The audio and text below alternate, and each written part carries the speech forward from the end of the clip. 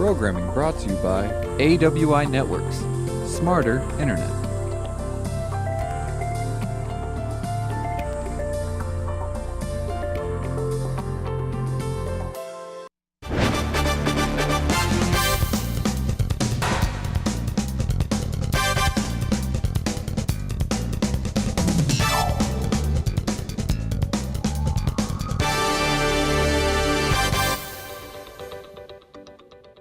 Thanks for joining St. George News at 8.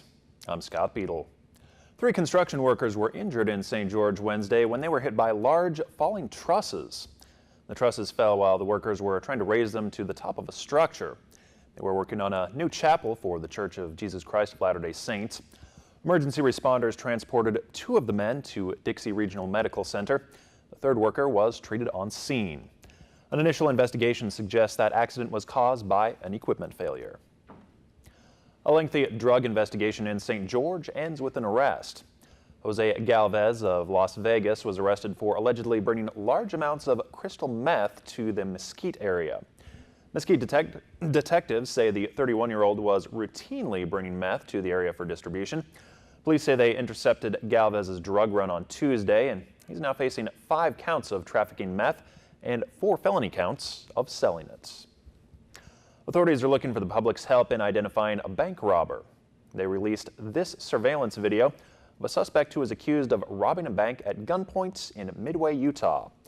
Deputies responded to the Grand Valley Bank on the afternoon of August 8th. Witnesses say the suspect had a handgun and demanded cash from bank employees. The suspect is described as a Caucasian man, about 6 feet tall, wearing a gray shirt, dark pants, and white shoes.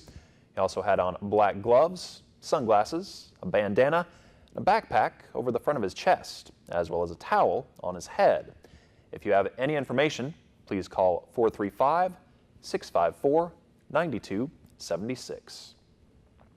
Well, ice cream is usually a beloved treat of the summer, but in one St. George neighborhood, residents are not so happy these days about a nearby ice cream factory. The smell, it smells like dirty garbage cans, dump. You can't even describe it. I wish it was smelling today so you could actually smell it a little bit, but maybe you're lucky you're not smelling it. It's just, I've never smelled something like that in our neighborhood, and a lot of the Facebook pages started kind of talking about it and everything else, and that's when we found out it was something to do with Dean Foods and some plant or whatever, but it has not been a pleasant last 4 or 5 days around this neighborhood. In the morning and nights especially is when it is, and they've just got to get it figured out. You can't even go outside. Apparently the city of St. George is looking into it. The city's aware of the issue with Dean Foods and the odor out there in the Fort Pierce Industrial Park. It's been brought to our attention. We have actually sent water services crews out there to make sure the plant processes are functioning as efficiently and correctly as they're designed to operate. We've also been in contact with their corporate headquarters, and we've been reassured by Dean Foods that they're doing everything possible to address the situation. We also have a meeting planned with them next week to make sure long-term this isn't a recurring problem. Thank goodness St. George News is going to kind of put their feet to the fire a little bit, because I'm telling you, if you could be out here when it's stinking, it's even though we have no control over it, it feels like you're almost embarrassed sometimes. A tropical storm has been upgraded to a hurricane and is headed straight at Texas. Residents there are now gearing up for a major hit. Marcy Gonzalez has our story tonight. That ominous view from space as Hurricane Harvey churns in the Gulf of Mexico, gaining strength as it moves towards the coast, expected to make landfall near Corpus Christi early Saturday as a dangerous Category 3 with winds up to 115 miles an hour. The only thing predictable about the storm is that it's unpredictable. From Texas to Louisiana and Mississippi, people loading up and laying out sandbags. I think I'm going to have to get everything off the floor. Preparing for more than 30 inches of rain in some places and a storm surge up to 12 feet. We need people to be aware. That awareness already leading to long lines at gas stations. Absolute insanity over this hurricane. And empty store shelves. Those in the Lone Star State planning to stay put, stocking up on the essentials. Water and food and batteries. Others now packing up, heading from the coast and low-lying areas where voluntary evacuation orders are now in place. We are going to, in the strongest possible terms, as they say, get out of Dodge.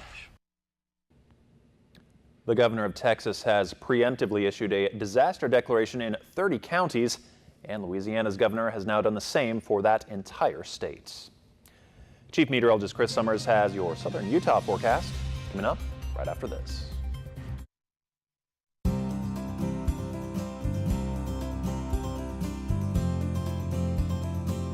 The weather tonight is brought to you by AWI Networks, smarter internet.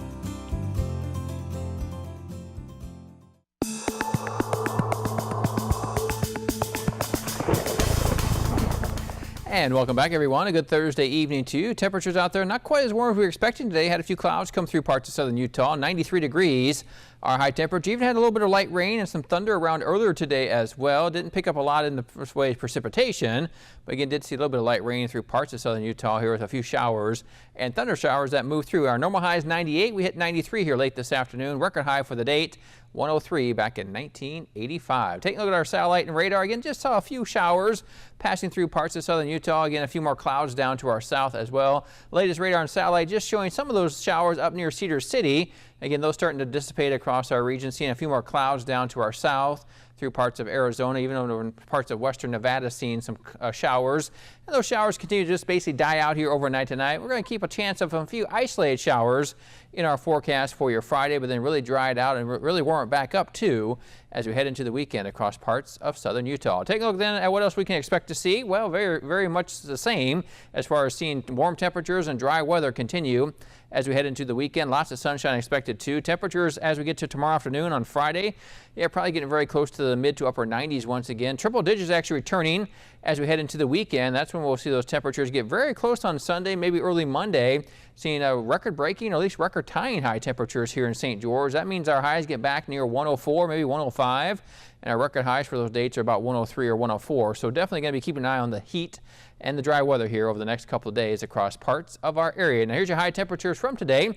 82 degrees up in Cedar City, 98 degrees down in Las Vegas, 88 the high temperature in Mesquite and Hurricane. We hit 93 degrees late this afternoon here in St. George. Outside tonight then we have mainly clear skies, again a few clouds from time to time, 54 in Cedar City, otherwise upper 60s to low to mid 70s around much of southern Utah as you wake up early tomorrow morning. As we head through the day on Friday then for Cedar City, getting back close to 90 by the afternoon hours. We'll see partly to mostly sunny skies. Again, a few clouds possibly moving in the afternoon. Southwest winds at 5 to 10 miles per hour. Go for 100 for the high temperature here in St. George, back to triple digits as we'll see those temperatures really warm up here in the afternoon hours on Friday. Partly to mostly sunny skies expected across our area. So yeah, the hot weather really returns back to our area here for parts of Utah, Nevada, even Arizona. You see a little bit of shower thunderstorm activity trying to get into parts of Arizona.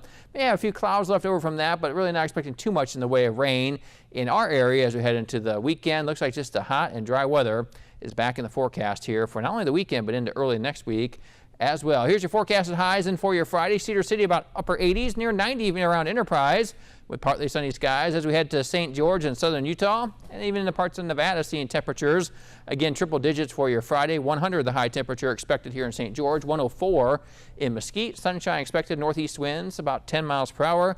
And Cedar City, yeah, getting back into the low to mid 90s here as we head into the weekend. May bring an isolated chance of some rain in early next week with high temperature staying in the low 90s. For St. George and southern Utah, back in the triple digits. Yeah, it could be as warm as 106 on Sunday. That'd be a new record high if we do make it a 106 Sunday afternoon. 105 the high temperature on Monday. Looking like record-breaking heat as we get into early next week. Not a lot of rain chances though, keeping it kind of dry, but unfortunately going back to the 7-day forecast, we're seeing triple digits across the 7-day forecast. It's been a few days, actually a few weeks since we've seen all 100-degree temperatures or all the above. way across the board there again. But it is still summer, so definitely going to keep that in the forecast as we end August and get ready for September. All right, thanks, Chris.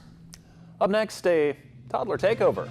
Our news anchor responds when a little girl steals the spotlight during an interview segment.